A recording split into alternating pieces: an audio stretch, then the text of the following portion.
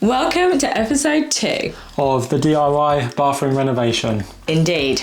It's getting out of hand in this one. We've got a lot of work to do, but hopefully we can sort everything underneath the floor. So we've got to move pipes. Yeah. We've got to reinforce a joist because in the last video it was chaos. Water had got in and it's wreaked havoc. For some reason, this joist is just loose. The water's got in and it's just destroyed it. But what do you think so far, baby? Chaos. I think it's absolutely wild how rotted, damaged things have got, but you've been cracking on. Yeah. Very excited for what it will become. Before we crack on with building stuff up and putting it back together, we actually need to take more out to see where we're at and just make sure everything's okay. There's not even more damage. So I shall crack on with that. Yes. We made the decision to remove a large section of the subfloor, which will enable us to access all the pipework and also check if there's any further damage beneath the boards.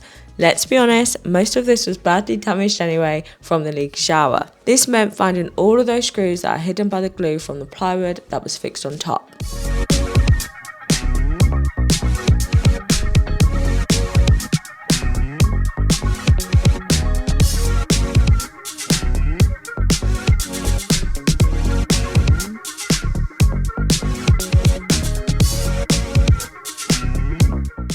Jordan made quite a few relief cuts along the boards so it could be taken up in smaller sections, as well as using the multi-tool to cut the board flush along the shower tray edge, which is the biggest problem area because there's no joist for the new board to sit on, but more on that later. The key thing we need to consider is where the new boards will start and finish, so with a lot of elbow grease, the boards started coming up. With a few boards up, the opportunity was given to look underneath the floor and access which joist we can cut back to. Whilst this looks quick on the time lapse, don't be fooled. Jordan tells me this 22mm tongue and groove board was glued and screwed down, so it put up a good fight.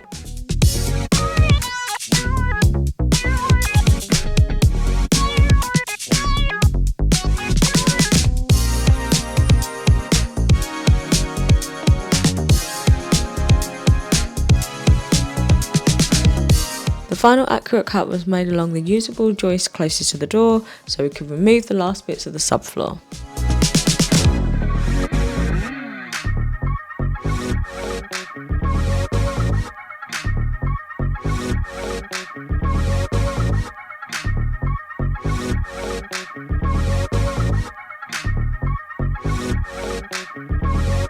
I have removed all of the damaged boards, anything that had any sign of water damage. I cut back to the nearest solid joist, this one. The next one is not mounted to the wall because the poop chute is in the way. On this edge where the shower tray is going, we now have no edge for our new subfloor to actually land on. So what I'm going to do is sister put another 5x2 joist against this one, glue and screw it in, and that will give us a nice edge. I'm also going to put more legs under the actual joist to give us more support. Lucky that we found it now, and I'm happy that we are fixing this issue. I suppose I should stop waving this camera around and actually do some work. As Jordan said, this edge has no support for the new subfloor. The joist sits under the stud wall, so we need to create that support. This is also where the heavy shower tray will sit, definitely where the most support is needed. That's where the sister joist comes in. Onto the 5x2 joist. This was measured and then cut down to size on the skill saw. Unfortunately, the joist hangers they used were a little too wide, so the sister joist can't currently sit flush. So we needed to cut a little rebate at each end to get it nice and tight. Back to the chop saw and a good old trusty chisel.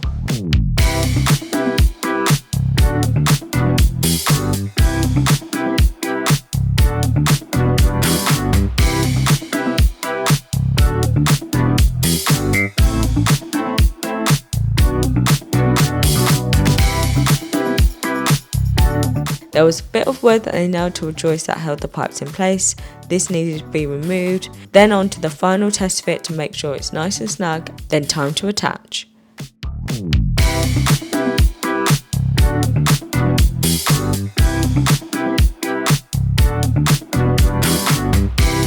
The existing joist and new joists were then loaded with BT1 adhesive sealant. This is a fully waterproof adhesive sealant and Jordan opted for this over wood glue.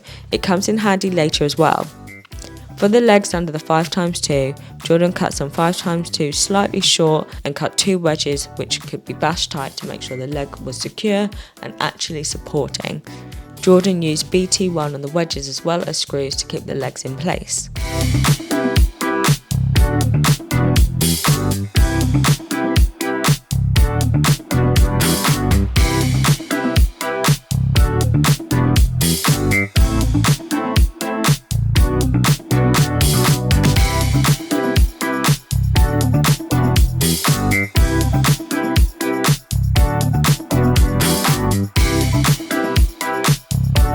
While the beam was being secured in place, we made sure it was level with the previous joist so that the subfloor was ready for the shower tray. 100mm screws were added every 10cm and the assisted joist was securely put in place.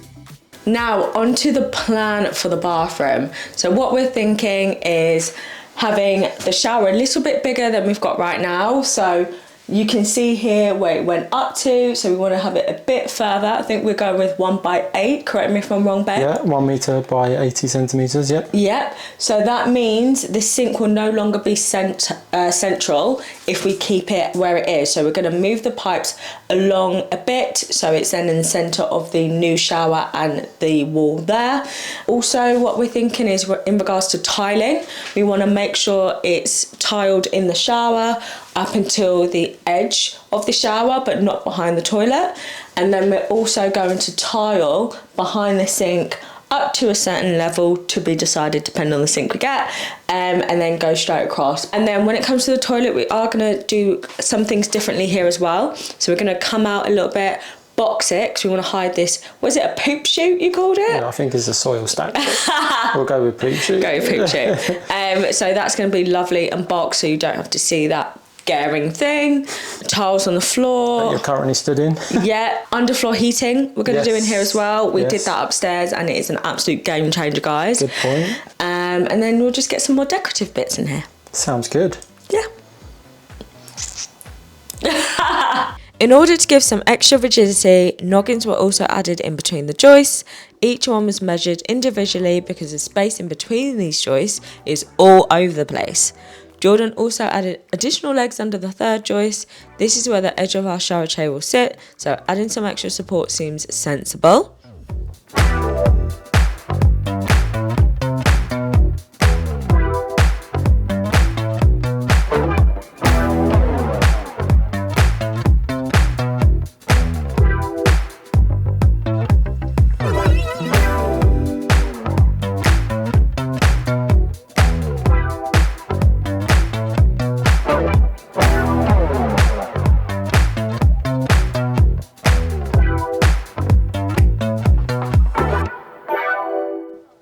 We added in some extra wood on the door side joist just to give some extra support to the new floorboards that are going to be added. We also removed this little radiator section to gain access to all the pipework, which is going to be chased into the wall.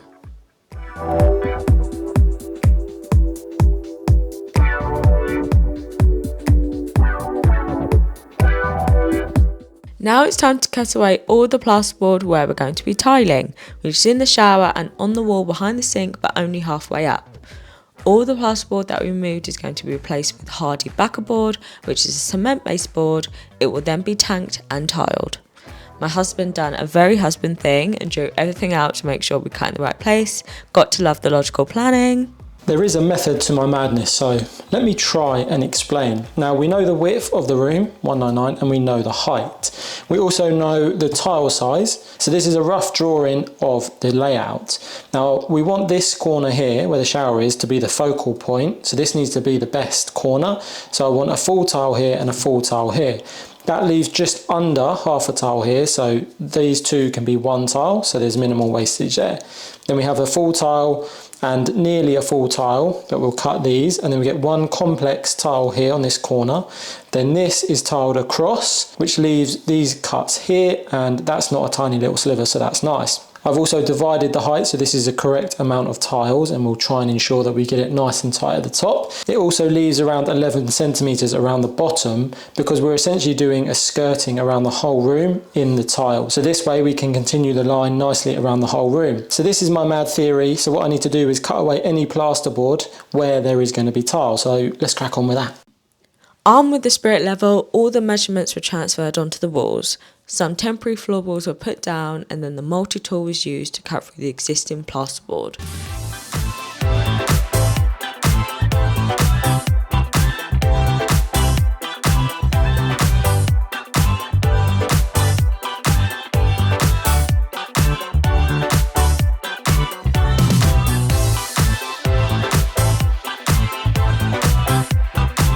In the shower area where there was water damage, the plasterboard was super loose and could just be pulled straight off the walls, which is actually outrageous.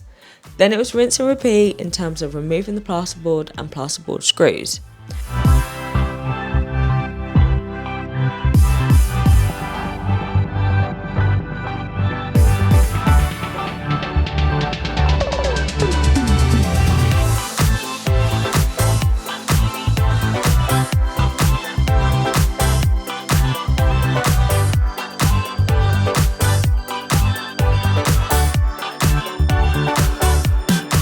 So that went really well. I've kept this piece because I wanted to show you just how bad it was. That's behind the plasterboard and inside the wall side.